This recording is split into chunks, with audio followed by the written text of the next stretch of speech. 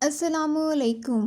Welcome to my channel romantic novel lovers. آج میں آپ کے لیے ایک بہت ہی رومانٹک سا ناول لے کر آئی ہوں جس کا نام ہے ستمگر پیا۔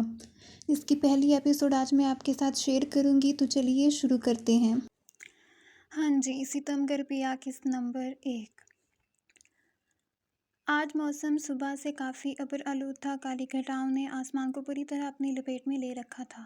تیز ہوا کے جھونکے سے ہر شے اپنے مدار میں جھوم رہی تھی۔ 3 بجے کا وقت تھا مگر سورج کے رخ روشن کے آگے اٹکلیاں کرتے بادلوں نے ہر سو اندھیرا پھیلا رکھا تھا۔ ارد گرد دیکھ کر یہی معلوم ہو رہا تھا جیسے رات کا منظر ہو۔ کسی بھی وقت یہ حسین بادل بارش کی صورت زمین پر زور و شور سے برس پڑنے کو تیار تھے۔ سب لوگ ہی موسم کے یہ خطرناک تیور دیکھ کر جلدی جلدی اپنا کام نپٹانے کی کوشش کر رہے تھے تاکہ ہر طرف ہوتے جل تھل اور ٹریفک میں پھنسنے سے پہلے ہی گھر پہنچ سکیں۔ مگر ان سب میں ایک سرپھری لڑکی پریسا زینب بھی تھی جو نہ صرف اس موسم کی دیوانی تھی بلکہ اس وقت بھی کام نپٹانے کے بجائے مزید بڑھانے کی پلاننگ کر چکی تھی۔ پری رک جاؤ، پاگل ہو گئی ہو کیا؟ دیکھو موسم کتنا خراب ہو رہا ہے، چپ کر کے گھر چلو۔ فضا تیز ہوا کے ساتھ اڑ کر جاتے اپنے دوپٹے کو سنبھالنے میں ہلکان ہوتے ہوا کے دوش پر سوار پریسا زینب کے پیچھے جاتی بولی، کیا یار، اتنے پیارے موسم کو بھلا خراب موسم کون کہتا ہے؟ اور میں کوئی لوفریاں مارنے نہیں جا رہی۔ سفیان کا کل برتھ ڈے ہے، میں انہیں رات 12 بجے سب سے پہلے وش کر کے ہمیشہ کی طرح سرپرائز دینا چاہتی ہوں، جس کے لیے مجھے کیک چاہیے۔ ابھی وہی لینے جا رہی ہوں، اس لیے اب بنا کوئی فضول بات بولے چپ کر کے میرے ساتھ چلو۔ پریسا پلٹ کر اپنی گول گول آنکھیں گھما کر اسے گھورتی اب اس کا بازو پکڑ کر اپنے ساتھ کھینچ کر لے جانے لگی تھی۔ لیکن پری، جس بیکری سے تم کیک لینے کا کہہ رہی ہو وہ تو شہر کے دوسرے کونے پر ہے، وہاں تک جاتے جاتے تو رات ہو جانی ہے۔ موسم خراب ہونے کی وجہ سے ویسے ہی ٹریفک جام ہوگا، تم کسی اور بیکری سے لے لو نا کیک۔ کیک تو کیک ہی ہوتا ہے نا۔ صدا کی ڈرپوک فضا نے اسے روکنا چاہا تھا۔ پریسا جس قدر بارش کی دیوانی تھی، فضا کی اتنی ہی اس موسم سے جان جاتی تھی۔ نہیں، بالکل بھی نہیں، گل بہار بیکرز کے کیک جیسا کوئی کیک نہیں ہو سکتا، اور چاہے جتنی بارش بھی آ جائے میں ہر حال میں اپنا فیوریٹ چاکلیٹ کیک تو لے کر ہی جاؤں گی۔ پریسا اس کا انکار خاطر میں لائے بغیر اسے ساتھ کھینچتی یونی کے مین گیٹ کی جانب بڑھ گئی تھی۔ وہ بچپن سے لے کر اب تک گل بہار بیکرز کا کیک ہی کھاتی آئی تھی۔ وہاں کے آنر کے بیٹے گلشیر بھائی کے ہاتھ کا بنا چاکلیٹ کیک اس کا موسٹ فیوریٹ کیک تھا۔ اس کیک کے علاوہ وہ کوئی دوسرا کیک نہیں کھاتی تھی۔ ایک بار گلشیر کے بیمار ہو جانے پر اس نے پورا مہینہ کیک نہیں کھایا تھا، اس کی زندگی کا واحد ایسا مہینہ جس میں اس نے چاکلیٹ کیک نہ کھایا ہو، ورنہ وہ مہینے میں 4-5 بار تو کیک ضرور کھاتی تھی۔ ان کے یونی سے قدم باہر رکھتے ہی ہلکی ہلکی بوندا باندی شروع ہو چکی تھی۔ فضا تو بھاگ کر گاڑی میں گھس گئی تھی، مگر پریسا باہر ہی کھڑی اپنا چہرہ آسمان کی جانب کیے بارش کے قطروں سے اپنا دودھیا چہرہ مزید تر و تازہ کرنے لگی تھی۔ ارد گرد کے لوگ بارش شروع ہوتی دیکھ جلدی جلدی اپنے ٹھکانوں کی جانب بڑھ رہے تھے اور ساتھ ہی حیرانی اور کچھ دلچسپی سے اس پاگل سرپھری لڑکی کو بھی گھور رہے تھے جو کریم کلر کے شارٹ فراک ٹراؤزر میں ملبوس سوٹ کے ساتھ کے دوپٹے کو گلے میں لپیٹے، پیروں میں وائٹ خصے پہنے، بے حد سیاہ اسٹریٹ بالوں میں کیچر لگا کر کمر پر کھلا چھوڑے، وہ ہونٹوں پر دلکش مسکراہٹ سجائے بارش میں بھیگتی کوئی آسمان سے اتری پری معلوم ہوئی تھی، جسے آس پاس کی دنیا کا کوئی ہوش تھا ہی نہیں، جس کے لیے اس کی اپنی ذات ہی بہت اہم اور اس کے لیے کافی تھی۔ زمین سے اٹھتی گیلی مٹی کی مہک نے اس کے تاثرات میں مزید خوشگواریت بھر دی تھی۔ پری کی بچی، آنا نہیں ہے تم نے کیا؟ فضا کی آواز نے اس کا سارا طلسم توڑ دیا تھا۔ پری نے اپنی گول گول دلنشیں آنکھیں گھما کر اسے گھورا تھا، مگر پھر دیر ہو جانے کا سوچ کر نہ چاہتے ہوئے بھی اسے اپنا پسندیدہ شغل ختم کرنا پڑا تھا۔ بڑے بڑے درختوں سے سجے گھنے جنگل کے عین بیچ بنائے گئے اس وسیع و عریض بنگلے کے بلیک ٹائگرز پوری طرح چاق و چوبند کھڑے اپنی ڈیوٹی سر انجام دے رہے تھے۔ اس بنگلے کی سیکیورٹی اتنی سخت تھی کہ جنگل میں اگر بنگلے سے 30 کلومیٹر دور بھی کوئی انجان شخص داخل ہوتا تو فوراً بنگلے کے اندر ریڈ الرٹ جاری ہو جاتا تھا، اور نہ ہی کوئی فضائی طور پر اس بنگلے کا دورہ کر سکتا تھا۔ بلیک ٹائگرز میں موجود شارپ شوٹرز فورسز سے کی جانے والی ایسی کئی کوششوں کو ناکام بنا چکے تھے، جس کے بعد سے کسی نے بلیک بیسٹ کے ایریا میں قدم رکھنے کی جرات نہیں کی تھی۔ ابھی کچھ ہی دیر میں بلیک بیسٹ پہنچنے والے ہیں۔ بلیک ٹائگرز فورس کے کیپٹن جنید کی بات ابھی پوری ہی نہیں ہوئی تھی جب بادلوں کی گھن گرج کے ساتھ ہی پہلے سے چلتی ہوا میں ہیلی کاپٹر کے پروں نے مزید طوفان مچا دیا تھا۔ بنگلے کے وسیع و عریض میدان میں ہیلی کاپٹر آن اترا، جس کے کچھ سیکنڈ بعد ہی وہاں سے سیاہ ماسک پہنے، سیاہ شلوار قمیض میں ملبوس بلیک بیسٹ اپنے دونوں ساتھیوں کے ہمراہ باہر نکلا تھا۔ ان تینوں نے ہی اپنے چہروں کو سیاہ ماسک سے ڈھانپ رکھا تھا۔ وہ تینوں ہی سیاہ لباس میں ملبوس تھے۔ ان تینوں کو دیکھ کر وہاں چاقو چوبند کھڑے ان کی بلیک ٹائگرز فورس نے سر اٹھا کر انہیں سلام کیا تھا۔ چوڑے سینے اور مضبوط کسرتی وجود کا مالک شاہویز سکندر ماتھے پر انگنت سلوٹیں ڈالے مٹھیاں سختی سے بھینچی تیز قدموں سے چلتا بلیک ٹائلوں سے سجی روش کے اوپر چلتا آگے بڑھ رہا تھا جس کے دونوں طرف سیاہ گلاب کے پھول لگائے گئے تھے۔ صرف وہاں نہیں بنگلے میں ہر طرف صرف سیاہ گلاب کا ہی راج تھا۔ اس کے علاوہ کسی کو بھی وہاں کوئی دوسرے کلر کا پھول لانے اور لگانے کی اجازت نہیں تھی۔ شاہویز کے دائیں جانب اس کے جیسی شاندار پرسنالٹی کا مالک میر ہاشم اپنی مقناطیسی آنکھوں میں گہری سنجیدگی طاری کیے اس کے ساتھ قدم سے قدم ملا کر چل رہا تھا، جبکہ شاہویز سکندر کے بائیں جانب نزاکت اور دلکشی کی چلتی پھرتی مورت مہروسہ کنول موجود تھی، جس کی ماسک سے جھانکتی کاجل سے لبریز سیاہ آنکھیں دیکھنے والوں کو آنکھوں ہی آنکھوں میں قتل کر دینے کا ارادہ رکھتی تھیں۔ آنکھوں کے ساتھ ساتھ آج تک اس کا ہتھیار سے کیا بھی کوئی وار خالی نہیں گیا تھا۔ وہ اپنے نشانے میں بہت ماہر تھی، آج تک اس کا کوئی نشانہ کبھی مس نہیں ہوا تھا۔ وہ تینوں تیز رفتاری سے چلتے بنگلے کی لمبی راہداری عبور کر کے سیڑھیاں چڑھتے اپنے بلیک روم میں داخل ہوئے تھے، جس میں داخل ہونے کے لیے ان تینوں کے فنگر پرنٹس یوز ہوتے تھے یا ان کے الگ الگ پاس ورڈز جو ان میں ایک دوسرے کو بھی پتہ نہیں تھے۔ ان تینوں کے علاوہ کوئی اس حساس کمرے میں داخل نہیں ہو سکتا تھا اور نہ ہی ان کا سیکیورٹی لاک توڑ سکتا تھا۔ شبیر چوہان کے کالے کرتوتوں میں ہر گزرتے دن اضافہ ہوتا جا رہا ہے۔ اب اسے چین کی نیند سلانے کا وقت آ گیا ہے۔ شاہویز سکندر نے دلکش مغرور نقوش سے سجے اپنے خوبرو چہرے سے ماسک اتارتے ٹیبل پر پھینکتے لیپ ٹاپ آن کیا تھا، جہاں شبیر چوہان کے گھر کا پورا نقشہ موجود تھا۔ شبیر چوہان ایک بہت بڑا سیاستدان تھا، مگر اس کی سب سے بڑی بدقسمتی تھی کہ وہ ان تین بلیک اسٹارز کی نگاہوں میں آ چکا تھا۔ مگر شبیر چوہان نے پچھلے ایک ہفتے سے گھر سے باہر قدم نہیں رکھا اور اس کے گھر میں داخل ہونے کا مطلب ہے خود کو پولیس کسٹڈی میں دے دینا۔ مہروسہ ہمیشہ کی طرح لیٹسٹ اپڈیٹ سے آگاہ کیا تھا انہیں۔ ہماری دھمکی بھجوانے کے بعد سے وہ اتنا خوفزدہ ہے۔ شبیر چوہان نے امریکہ سے اسپیشل سیکیورٹی فورس بلائی ہے، جس کے تحت وہ ہم سے بچنے کے لیے ملک سے باہر بھاگ جانا چاہتا ہے، مگر ہم نے اس پر حملہ کر کے اس کی امریکی سیکیورٹی ٹیم کی جو دھجیاں اڑائی ہیں، اس کے بعد سے وہ اپنے گھر میں قید ہو کر رہ گیا ہے، مگر اب اس کے مرنے کا وقت آ گیا ہے۔ اب ہم ماریں گے اسے، وہ بھی اس کے گھر میں گھس کر۔ ہاشم نے کرسی پر براجمان ہوتے مہروسہ کی پریشانی کم کی تھی، لیکن میر سر شبیر چوہان کے گھر جانا خطرے سے خالی نہیں ہے، وہاں سے بچ کر نکلنا ناممکن سی بات ہے۔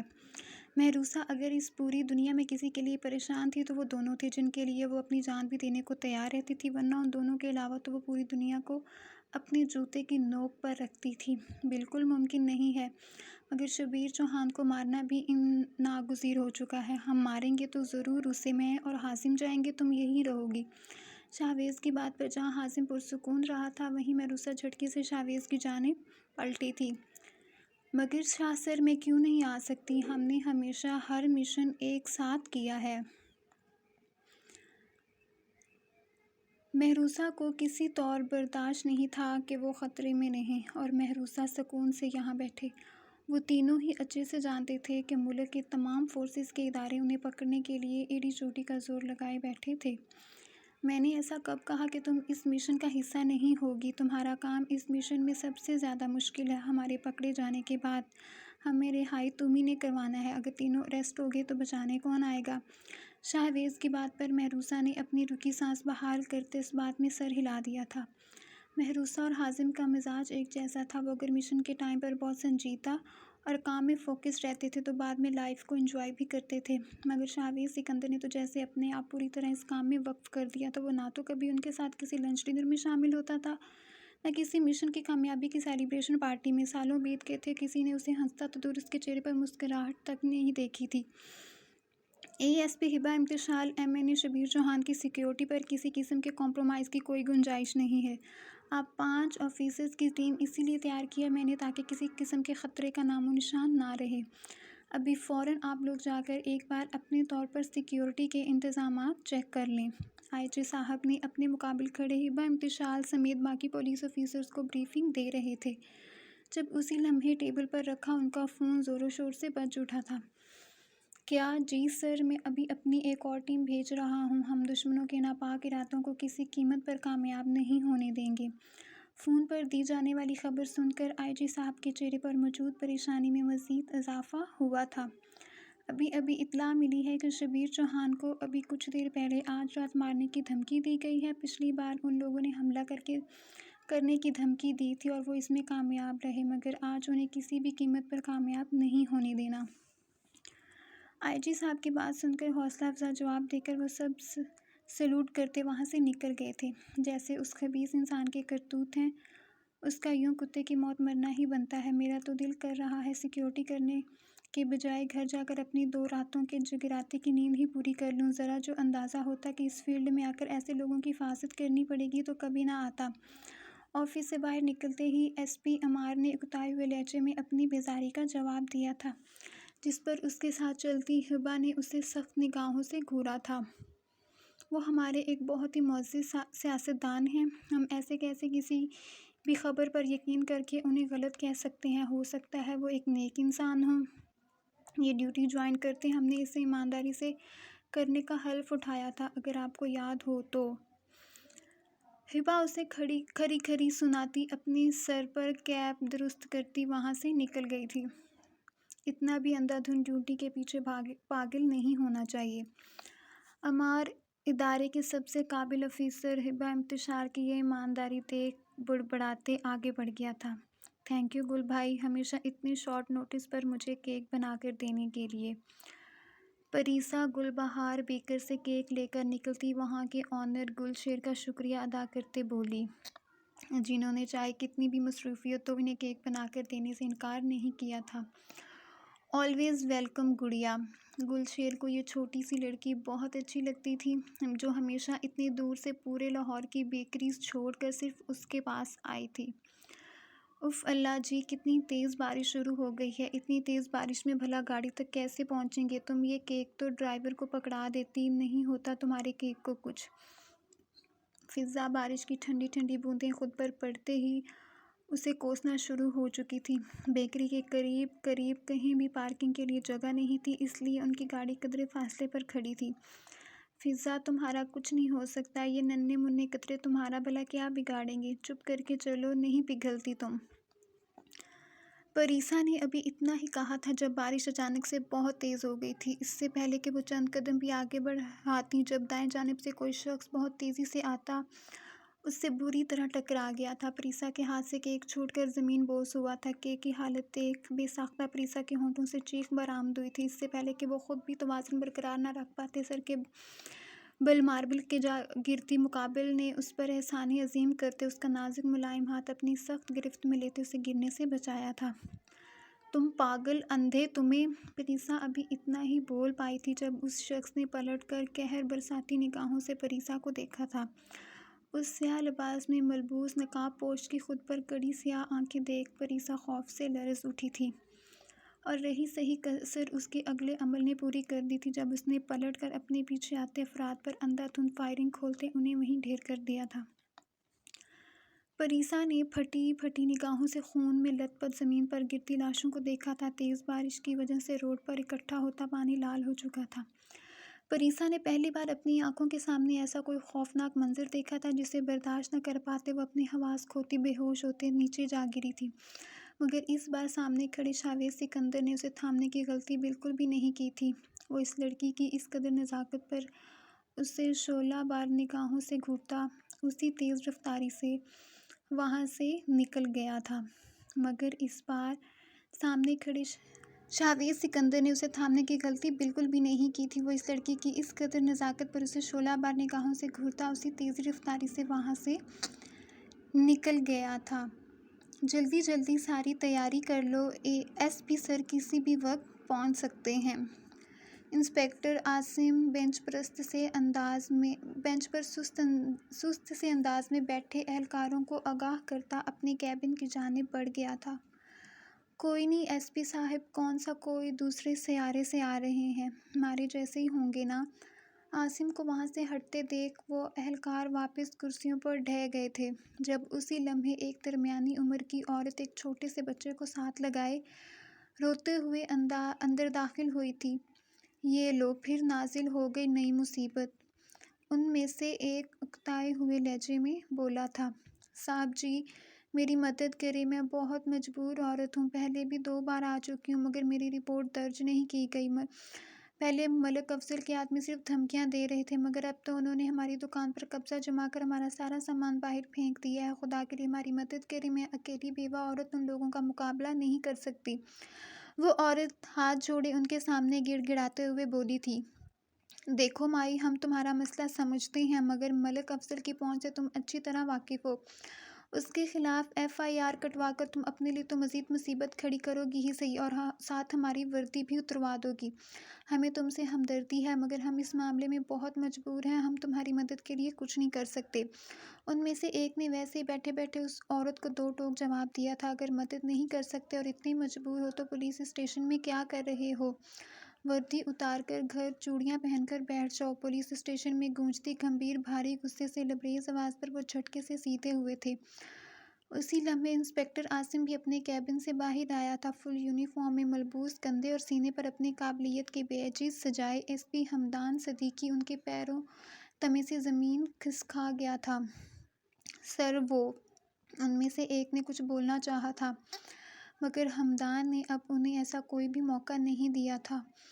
2 مہینوں کے لیے معطل کرتا ہوں میں تم لوگوں کو تاکہ گھر میں سکون سے بیٹھ کر سوچو کہ تم لوگوں کو یہ وردی عوام کے مسائل حل کرنے کے لیے دی گئی ہیں، ان کے سروں پر اپنی مجبوریوں کا بوجھ لادنے کے لیے نہیں۔ حمدان نے انہیں ذرا سی بھی مہلت دیے بغیر سزا سنا دی تھی۔ سر ہمیں ایک موقع، اس نئے آفیسر نے ایک پل کے اندر ان کی ساری سستی اور کاہلی دور کر دی تھی۔ 2 مہینے بعد موقع ملے گا، اپنی وردی جمع کروا کر جا سکتے ہو تم لوگ یہاں سے۔ بی بی آپ آئیں میرے ساتھ۔ حمدان انہیں سخت لہجوں میں وارن کرنے کے ساتھ ساتھ اس خاتون کو نہایت ہی احترام سے اپنے ساتھ آنے کا کہتا اپنے آفس کی جانب بڑھ گیا تھا۔ جاری ہے۔ فرینڈز پڑھ کر بتائیں کیسا ہے ناول، اچھا رسپانس دیں گے تو میں آگے پوسٹ کروں گی، ورنہ نہیں کروں گی۔ آپ کو اچھا نہ لگا تو میں آپ کی فیڈ بیک کا انتظار ضرور کروں گی، تو مجھے کمنٹ باکس میں لازمی بتائیے گا کہ آپ کو یہ ناول کیسا لگا تاکہ میں اس کی نیکسٹ ایپیسوڈ جو ہے وہ جلدی سے جلدی اپلوڈ کر دوں۔